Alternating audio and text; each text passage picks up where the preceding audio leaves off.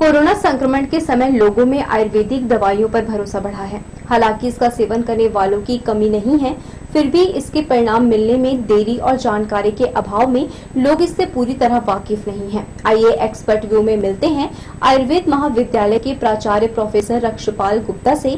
वे दे रहे हैं आयुर्वेद की महत्वपूर्ण जानकारी।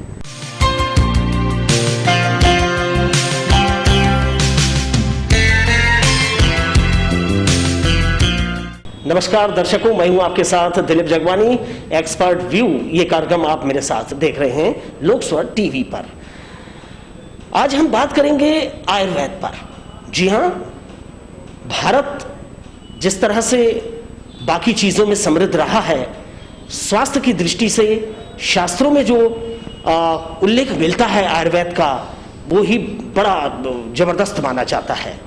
तो आज हम मिलते हैं आयुर्वेद महाविद्यालय के प्रिंसिपल और हॉस्पिटल के अधीक्षक रक्षपाल गुप्ता जी से, प्रोफेसर साहब से मिलते हैं और बात करते हैं आयुर्वेद पर। स्वागत है सर आपका। नमस्कार। सबसे पहले हम ये जानना चाहते हैं कि आयुर्वेद क्या चीज है, आखिर क्या है वो?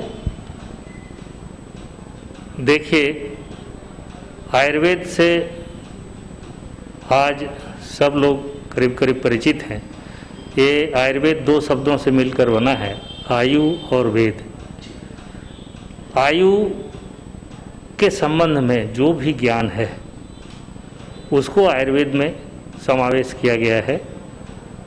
और हमारे जो 4 वेद हैं, जो सबसे पुराने लिखित साहित्य हैं, इन 4 वेदों में जो अथर्ववेद है उसका उपवेद आयुर्वेद को माना जाता है। और ये एक जीवन पद्धति है। हिताहितम सुखम दुखम आयुस्तस्य हिताहितम मानम च तत्युक्तम आयुर्वेद सविज्यते। हमारे लिए हितकर क्या है, अहितकर क्या है, सुख किससे प्राप्त होगा, दुख किससे प्राप्त होगा, हमारे जीवन का जो संपूर्ण काल है कितना है, उसका आयु का मान कितना है, कितने वर्ष तक हम रहेंगे, इस सब का ज्ञान जो है आयुर्वेद में समाहित है। और ये एक जीवन पद्धति है। ये जैसे कि आप बता रहे हैं जीवन पद्धति है, यानी आयुर्वेद कोई आपका विशेष नहीं है, मतलब आपको अपने जीवन के साथ इसको लेके चलना है। जी हाँ, जी हाँ। कहाँ से शुरुआत हो जाती है, कौन कौन सी चीजें हैं हमारे आसपास? हम जैसा प्रकृति यथा पिंडे तथा ब्रह्मांडे कहा गया है, जैसे हम हैं वैसे ब्रह्मांड है। ब्रह्मांड की जो स्थिति है वैसी हमारी स्थिति होती है। तो इन्वायरमेंट के साथ जो, या प्रकृति के साथ जो मिल के चलना है, हाँ। वही एक समझ लीजिए मोटा मोटा एक सिद्धांत है कि आप उसके आसपास रहें, उसके साथ चलें, प्रकृति के साथ चलें और अपने जीवन मूल्य को संवर्धित करें। इसमें जो सूत्र दिए गए हैं उस सूत्रों का अगर पालन करते हैं तो निश्चित रूप से आप जो है सुखपूर्वक दीर्घायु को प्राप्त कर सकते हैं। ये केवल एक चिकित्सा पद्धति नहीं है, जीवन दर्शन है। चिकित्सा भी उसका एक अंग है। आयुर्वेद चिकित्सा आज के परिप्रेक्ष्य में हम देखें तो विशेषकर अभी जो परिस्थितियां हमने पूरे देश ने देखा, उसमें जो हमारी पद्धति है आयुर्वेद है, उसको सब हम लोग आज फिर से अपनी स्मृति में ला रहे हैं। जबकि ये शाश्वत है, अनादि है, अनंत है, हमेशा से रहा है। इसके जो सिद्धांत हैं, जीवन दर्शन है, वो जो है बार बार चेंज नहीं होते। एक धारा है, उसमें अगर आप चलते हैं तो निश्चित रूप से सफल होते हैं। ये ऐसा अक्सर देखा गया है और दर्शक भी इस बात को शायद स्वीकार करेंगे कि जब जब एलोपैथिक से लोग नहीं मिलता आराम, हर तरह का जतन करके देख लेते हैं, किसी मर्ज से छुटकारा नहीं मिलता, तो वो आयुर्वेद की तरफ जाते हैं या उनको आयुर्वेद की कोई सलाह देता है, आयुर्वेद चिकित्सा की सलाह देता है। ऐसा क्यों होता है कि जब विपरीत परिस्थितियां आती हैं, जब आदमी तंग हो जाता है? निश्चित रूप से एलोपैथी जो है आपकी वैज्ञानिक पद्धति है, उसका निरंतर विकास हुआ, निरंतर शोध होते रहे और मानवता के लिए आज जो सर्वप्रथम खड़ा हुआ है। लेकिन आप पीछे जाइए, जो अपना देश है 16वीं सदी के पहले जो यही स्वास्थ्य व्यवस्था आयुर्वेद पर आधारित थी, और आयुर्वेद के चिकित्सा सिद्धांत और आयुर्वेद के चिकित्सक ही पूरी स्वास्थ्य व्यवस्था को संभाले हुए थे। उसके बाद एलोपैथी का भी इस देश में आगमन हुआ, उसका विस्तार हुआ, वैज्ञानिक अध्ययन होते रहे, और आज जो पूरी संपूर्ण चिकित्सा व्यवस्था है वो एलोपैथी पर टिकी हुई है, और जो आयुर्वेद है वो सहयोगी चिकित्सा पद्धति के रूप में अपनी सेवाएं दे रहे हैं। आयुर्वेद में संक्रमण वायरस नाम की चीज का भी कोई उपचार, कोई निपटने का उसमें उल्लेख मिलता है हमें? वायरस के नाम से या बैक्टीरिया के नाम से ऐसा जो है स्पष्ट जो उल्लेख है वो आप बोलेंगे कि फलाना वायरस है, इस बैक्टीरिया का उल्लेख है क्या, तो ऐसा हाँ तो ऐसा नहीं है। लेकिन जो है संक्रमण की जो पद्धति है, संक्रमण जो होते हैं, और जो है भूत शब्द से जो संबोधित किया गया है, अदृश्य जो अदृश्य जो जीव जंतु हैं, समझ लीजिए, अदृश्य चीज़ें भी जो रोग मारक चीज़ें हैं, जो रोग के कारण बनते हैं, उसका स्पष्ट उल्लेख जो है आयुर्वेद में मिलता है। और वो कहता है, शुरू से कहता है, प्रसंगात गात्र संस्पर्शात निश्वासात सह भोजनात् सहसय्या सनाश्चापी वस्त्रमाल्यानुलेपना औसर्गिक रोगांश संग्रामंती नरान नरम।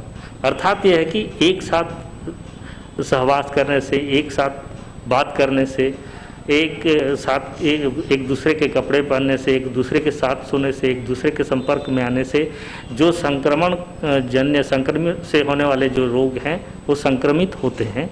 इसका सिद्धांत जो है शुरू से ही कहा गया है।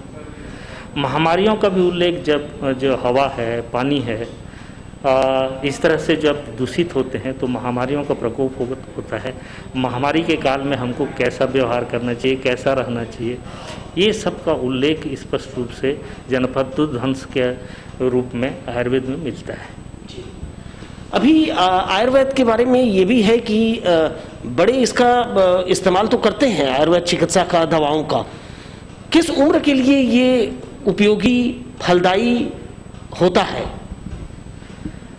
ये सभी उम्र के लिए, सभी के लिए आयुर्वेद के जो सिद्धांत हैं अलग अलग हैं। जैसे बाल रोग, बालकों के लिए, युवा के लिए, या अपने जो सीनियर सिटीजन हैं उनके लिए, हर स्थिति में जो है उसके चिकित्सा सिद्धांत दिए गए हैं। आयुर्वेद के 8 अंग है, काय, वाल, ग्रह, ऊर्ध्वांग, सरल, दष्टा, जरा, वृषई। तो इसमें सभी अंगों के, सभी एज ग्रुप के, सब के लिए जो विधान है, जो चिकित्सा सिद्धांत है, वो सब बताए गए हैं। उसका केवल पालन करना, उस पर विश्वास जागृत करना या उसको समझना, ये आवश्यक है। और अनावश्यक जो पैथी का जो विभेद किया जाता है, या पैथी, ये एलोपैथी, आयुर्वेद, यूनानी, सिद्धा, होम्योपैथी, जो सभी चिकित्सा सिद्धांत हैं, अपने अपने चिकित्सा सिद्धांत हैं, कोई अपने आप में पूर्ण नहीं है, सब एक दूसरे के पूरक हैं। और जो रोगी है उसको इन सब पैथी के झगड़ों से मतलब नहीं रहता, उसको अपने स्वस्थ होने से रहता है। तो उसमें जो सिद्धांत जहाँ पर लागू होते हैं, जहाँ पे जो उचित चिकित्सा व्यवस्था है वो जो है करनी चाहिए। वैसे चिकित्सा सिद्धांत में बोला भी है, अतिपातेषु रोगेषु न इच्छेद विधिभिमं भिषक प्रतिकारवत तत्र शीघ्र कुर्यात् प्रतिक्रिया। इमरजेंसी आती है उस समय ये विधि विधान में नहीं पढ़ना चाहिए कि मैं यूनानी लेता हूँ, मैं होम्योपैथी लेता हूँ, मैं आयुर्वेद लेता हूँ, मैं एलोपैथी ही करता हूँ। ये जब ऐसे जो सिद्धांत और ऐसे उसमें आप पड़े रहेंगे तो ये ऐसा ही होगा जैसे कहीं घर में आग लग गई, उसके बाद आप कुआं खोदने जाएंगे तो आप जो है सफ़र करेंगे। चलते चलते रक्षपाल गुप्ता जी, प्रोफेसर से हम ये जानना चाहते हैं कि अभी जो विकट परिस्थितियां चली, महामारी का दौर चल रहा है, अभी कुछ थमा जरूर है, आयुर्वेद में अभी किन चीज़ों का सबसे ज़्यादा लोगों को विश्वास हुआ और उन चीज़ों का उन्होंने इस्तेमाल किया? मैं समझता हूँ कि जो आयुर्वेद के जो सिद्धांत हैं, या आयुष मंत्रालय, भारत सरकार, हमारा छत्तीसगढ़ शासन ने जो आयुर्वेद के चिकित्सकों को, आयुर्वेद के विशेषज्ञों को भी बराबर रूप से इस जो महामारी की स्थितियां हैं उसमें जूझने का, उसमें चिकित्सा करने का अवसर दिया। और आयुर्वेद के भी जो औषधियों को जिन्होंने चाहे वो काढ़ा के रूप में हो, चाहे मसालों के रूप में हो, चाहे किसी भी रूप में, अगर जो औषधियों का जो घर से है, तुलसी है, गिलोय है, नीम है, जो सिंपल चीज़ें हैं उसका जिन्होंने प्रयोग किया, मेरे को ऐसा लगता है कि उन पर जो महामारी का असर है अपेक्षाकृत कम हुआ। मैं ये नहीं कह रहा हूँ कि वो स्वस्थ रहे या उनको कुछ नहीं हुआ, ऐसा मेरा कहना नहीं है, लेकिन जो अपेक्षाकृत जो उसका प्रकोप है उसमें निश्चित रूप से इम्यूनिटी वो बूस्ट हुआ है, और निश्चित रूप से उसमें जो है आम जनता को और लोगों को फायदा हुआ है। जैसा कि प्रोफेसर साहब ने बताया कि आयुर्वेद जिंदगी से जुड़ी हुई एक पद्धति है जिसका आप चलते फिरते इस्तेमाल कीजिए। वो आपके किचन में भी मौजूद है, चीज़ों के रूप में आपके पास मौजूद है। नियमित रूप से आप इन चीज़ों का केवल इस्तेमाल ही नहीं, आप इस पद्धति पर अगर चलते हैं तो भी ये आपके शरीर को मजबूत बनाए रखता है और रोग प्रतिरोधक क्षमता जो है आपकी बनी रहती है। एक और एपिसोड दर्शकों आपके साथ हमने पूरा किया एक्सपर्ट व्यू का। आपका रक्षपाल गुप्ता जी बहुत बहुत धन्यवाद, आप हमारे इस प्रोग्राम में शामिल हुए। जी नमस्कार, बहुत बहुत धन्यवाद। कैमरामैन सुशांत सिंह के साथ दिलीप जगवानी को दीजिए विदा और अगले एपिसोड की फिर कीजिए प्रतीक्षा। तब तक नमस्कार।